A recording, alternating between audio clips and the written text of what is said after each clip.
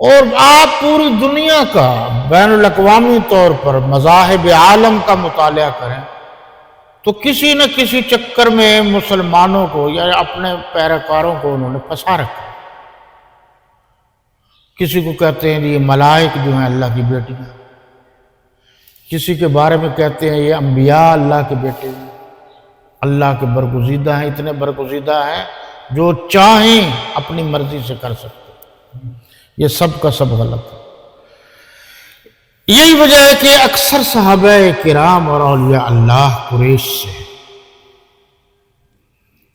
لیکن یہ ذہن میں رہے کہ سورہ الحجرات میں قرآن نے کہہ دیا ہے کہ یہ قبائل، یہ قومیں ہم نے آپ کے پہچان کے لیے بنائی ہے، فخر کے لیے نہیں بنائی۔ اور یاد رکھنا فخر کے لیے کیا چیز ہے؟ ان اکرمکم عند اللہ اتقاکم، اللہ کے نزدیک اچھا انسان، اکرم صاحب عزت، صاحب تکریم وہ ہے جو متقی ہے، پرہیزگار ہے۔ اچھا، یہ اتقا کے بھی کئی معنی ہیں۔ ایک صحابی رسول نے اس کا بہترین مفہوم پیش کیا۔ پوچھا گیا تو انہوں نے کہا عرب والے جب خاردار جھاڑیاں ہوں، خاردار، اور اس میں سے گزرنا ہو اور عرب کا لباس ہو تو وہ لباس کو جو ہے نا، اس کو لباس کو وہ جناب والا کلوز کر لیتے ہیں اور پھر گزرتے ہیں تاکہ وہ کانٹے نہ چبھ جائیں جسم کو اور کپڑوں کو اور یہ نقصان نہ۔ تو جس طرح اپنے آپ کو اور کپڑوں کو بچا کر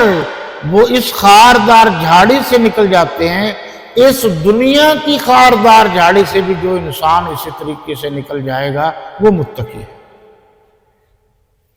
ہمارے ہاں جو یہ تصور پیش کیا جاتا ہے کہ متقی شاید وہ ہے جو کوئی کام نہ کرے، جو نکما ہو، جو فارغ ہو، جو کھاتا پیتا تو ٹھیک ہو،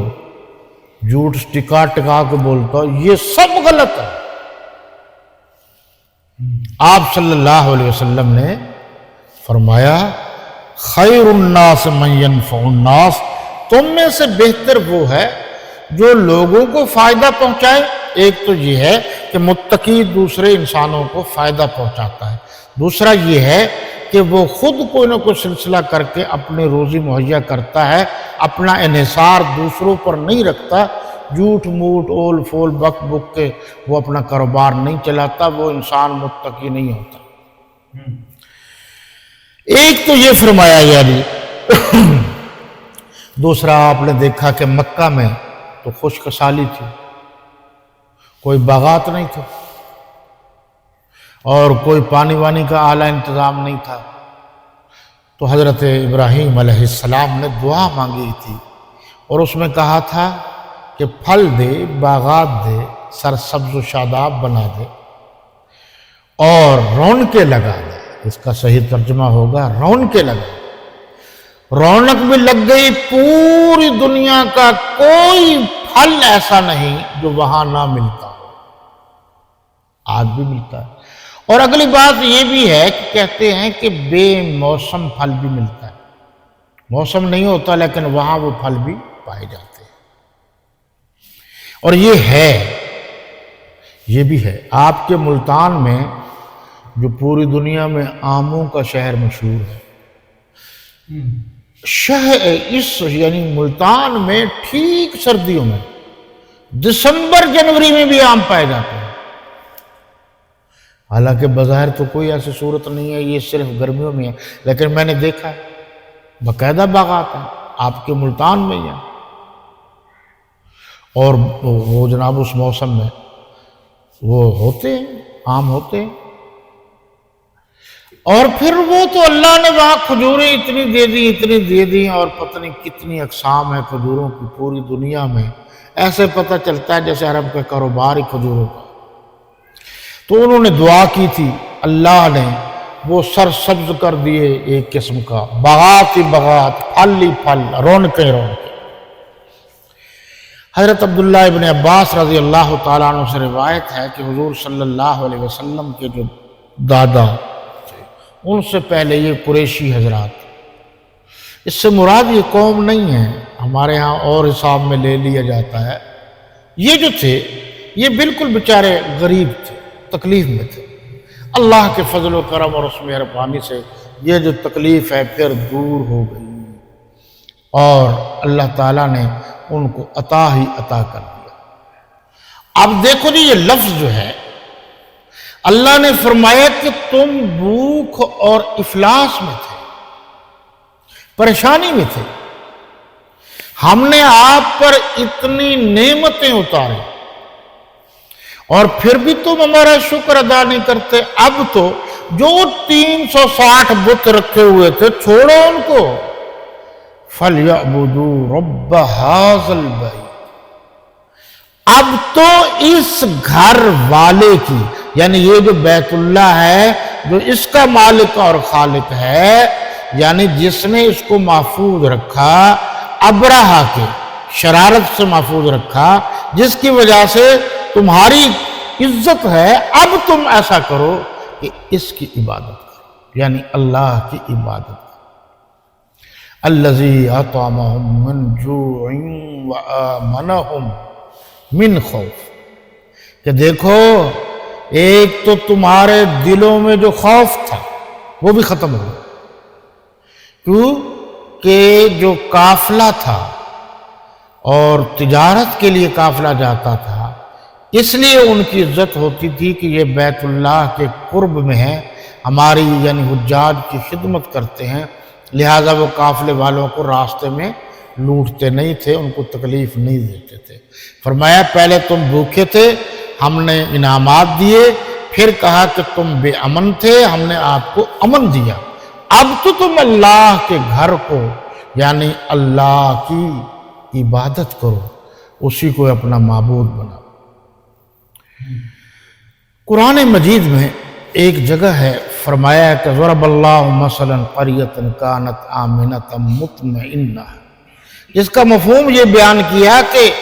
ایک وقت ایسا تھا کہ ایک گاؤں میں ہم نے آپ کو اطمینان بھی دیا، باغات بھی دی، انعامات بھی دیے اور ہر چیز بھی آپ تک پہنچائی، تو اب بھی تم اللہ کی ناشکری کرتے، اب تو شکر ادا کرو، اور شکر ادا کرنے کا بہترین ذریعہ یہ ہے کہ اپنی پیشانی کو اللہ کے حضور جھکا دو، اسی کی عبادت کرو، وہی معبود ہے، وہی مشکل کشا ہے، وہی حاجت روا ہے، وہی عالم الغیب ہے، وہی عالم کل ہے، وہی ہر جگہ حاضر و ناظر ہے، اور وہی اللہ رزق دیتا ہے، وہی زندگی دیتا ہے، وہی موت دیتا ہے۔ بزرگوں نے ایک تجربہ لکھا، یہ میں کبھی کبھی تھوڑا اس لیے بیان کر دیتا ہوں کہ پیری مریدی کا جو یہ دور ہے یہ بڑا تیز ہو گیا۔ کسی دور میں ہمارے مسلک کے جو پیر یا بزرگ تھے وہ بہت کم تھے، ہم روز بروز بڑھتے جا رہے ہیں کہ کاروبار بڑا اچھا ہے کہاں، اور اس میں سے بھی ہمیں جو ہے نا 2 نمبر زیادہ، پھر اس سے فائدہ اٹھاتے ہوئے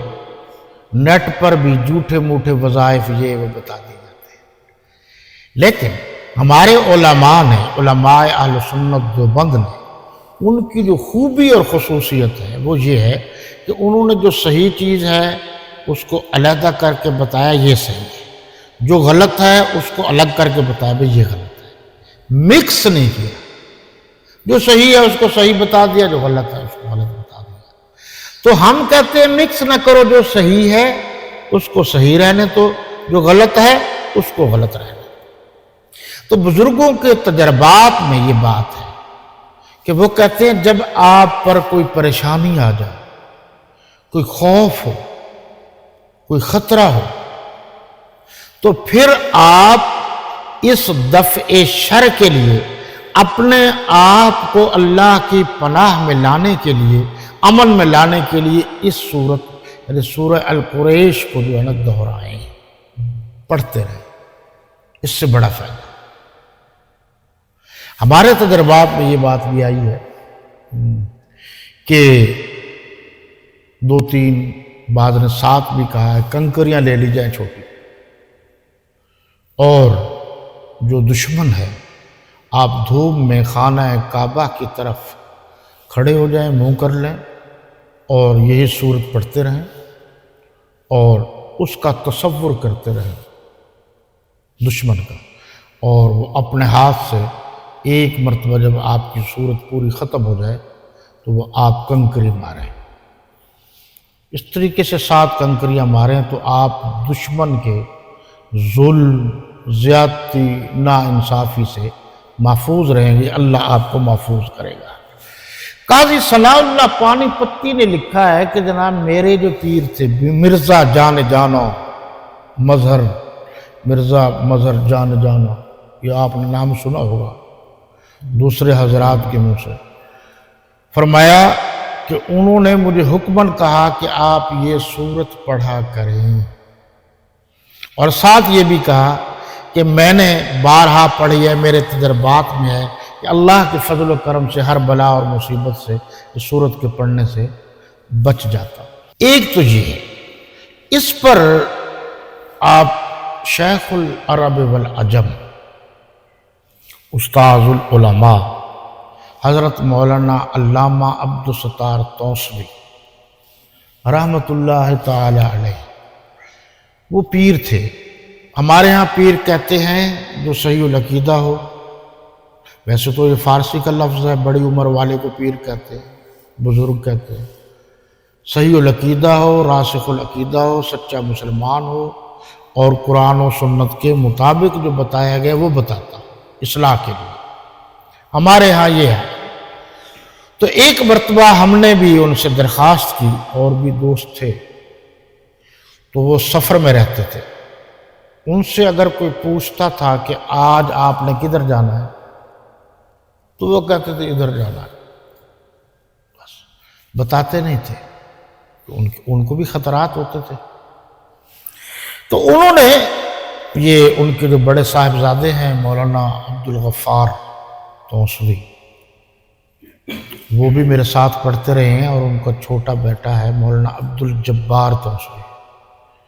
وہ تو ذرا پیری مریدی میں بہت زیادہ ترقی کر گیا ہے۔ جو بڑا ہے وہ ذرا کتابوں کا کیڑا ہے، وہ اب بھی جو علماء پائے جاتے ہیں ان میں سے بہترین عالم ہے،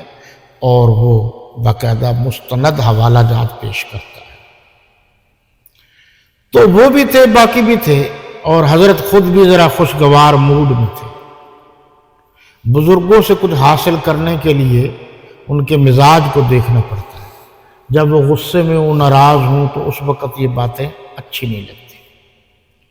تو انہوں نے فرمایا میں چائے تو پیتا نہیں، جی نہیں پیتے،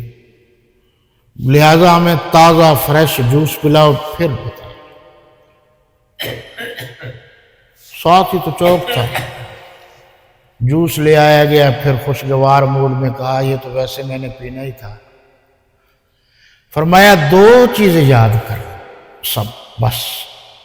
باقی سب اختیار اللہ کا ہے، یہ کلام اسی کا ہے، اللہ نے اپنے کلام میں تاثیر رکھی ہے۔ یہ مجھے ان کے بقول، یہ مجھے اپنے استاد شیخ العرب والعجم حضرت مولانا حسین احمد مدنی رحمۃ اللہ تعالی علیہ نے بتایا تھا۔ اور پھر جب میں لکھنؤ میں مناظرہ پڑھنے کے لیے گیا تو پھر مجھے استاد محترم حضرت مولانا عبدالشکور لکھنوی رحمۃ اللہ تعالی علیہ نے بتایا تھا، اور وہ دیکھو میں نے پورے حوالے کے ساتھ آپ کو بتایا، میں نے یہ نہیں کہا کہ میری ولایت کو تسلیم کرو، میں کہہ رہا ہوں۔ وہ کہتے تھے کہ صرف 3 کلمہ پڑھو جب یہ حالات ہو، اور یہ سورہ القریش پڑھو، جتنی توفیق و پاکی کی حالت میں پڑھتے رہو، انشاءاللہ آپ کے پڑھنے سے اللہ اپنے فضل و کرم اور اپنے مہربانی سے تکالیف اور مصائب کو آپ سے دور کر دیں گے۔ وما علینا الا البلاغ۔